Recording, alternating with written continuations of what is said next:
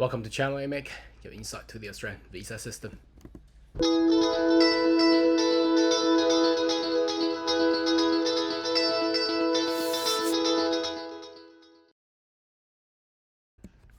Good day everyone, my name is Cao Yang, your online YouTube visa consultant. Now I may notice that my background is not my usual studio or office. I'm actually on business travel and trip in Japan now, but I'm still considered to actually get you all the updated information. So yesterday there has been an announcement, a confirmation for the upcoming 485 visa criteria. Obviously a lot of people is struggling in regards to the potential 35 years old drop of the required age limit. Now it is confirmed, and let's just jump in there, have a look. And on the weekend I shall do a more of overarching scope of how this will actually affect the potential skill migrant and the international students and the graduates. All right, so let's just jump in there and have a look. So as you can see that on my screen, oops, let me just move that over like that. Then you will be able to see everything. So as the title reads, change of the temporary graduate visa program proposed. Now, what does it mean, proposed? Now, obviously, it's pretty firm and confirmed because what they have announced back, I believe, in February or March. Anyway, this is all really gonna take effect on the 1st July 2024. So let's have a read. So as it follows from the migration strategy, so it seems to be the government of Australia and the Minister of Home Affairs is really committed to whatever that she says, despite I don't recall that they were trying to making the visa simplify. Now, is it simplify?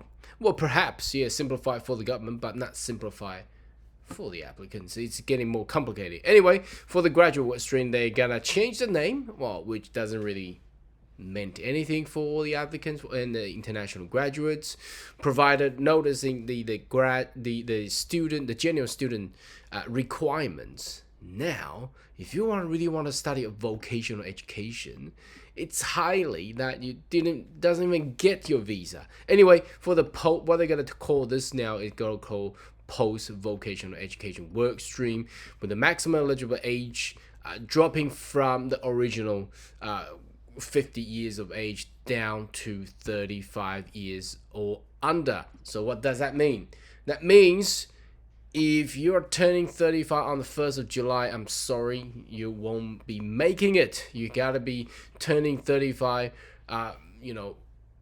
2nd of July. You know what I mean? So a lot of people got questioned, if I'm 35, am I still eligible? Well, probably not, because you got to be age 35 years of age or under. Okay, so does it include 35 years? We got to see the actual law, because it seems to be either it's got to be below 36 or below 35. Okay, so but for the Hong Kong and British national overseas, that's all for the citizen of Hong Kong, due to the issue happened in 2019 and 2020. Now they are still eligible under the age of 50. Congratulations for all the Hong Kongers. So there's no change on that one. Then applicant no longer eligible for this visa. You're required to find any other visa. It gives you an options, but look, this option is really not really an option. And the applicant must hold associate degree, diploma, or trade qualification closely related to the medium and long-term strategic skill list. Now we notice that the skill occupation list is looking to have a revamp and change as well, but I think everything will come by 1st of July, and this visa will get you 18 months. So no more 24 months, 18 months for the trades. You know what happens if you go to a job ready program, it's not gonna finish by then. So it's really ineffective and insufficient for people to actually study a trade program to actually obtain skill migration in the future. Now, looking forward for the post-study work stream, they're going to change to post-higher education. So again, same thing, everything stays the same. You got to be 30 years of age or under. And for the Hong Kong and British national overseas, that's all the Hong Kong citizens, you still be able to lodge it under the age of 50. And everything goes back to the origin where it states for the bachelor and the master, you got 2 years of the 485 visa, working visa, and for master research and doctor PhD for up to 3 years, no more 4 years. For Hong Kongers, 5 years again. Now, there's a special criteria for due to the AIECTA agreement that's between the Australian and Indian government.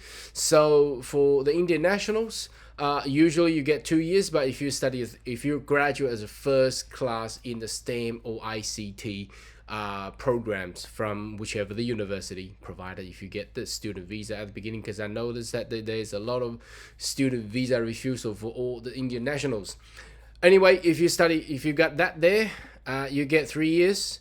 And if you study master coursework, now the only for Indians, you get 3 years, and PhD you get 4 years. And the second post-study work stream will be renamed to second post-higher education work stream. So what does that mean? That means that for the trades, studying for vocational education, you don't get to get that second 485 visa. Anyway, this is a very short notice just to let everybody know. I shall do a more of the full scope with all the changes, point test systems, analysis, and the genuine student requirement, plus today's video in regards to the 485 visa on the weekend. So stay tuned, and should you have more questions, query, more than welcome to leave a comment right down below, and I'll see you next video. Goodbye.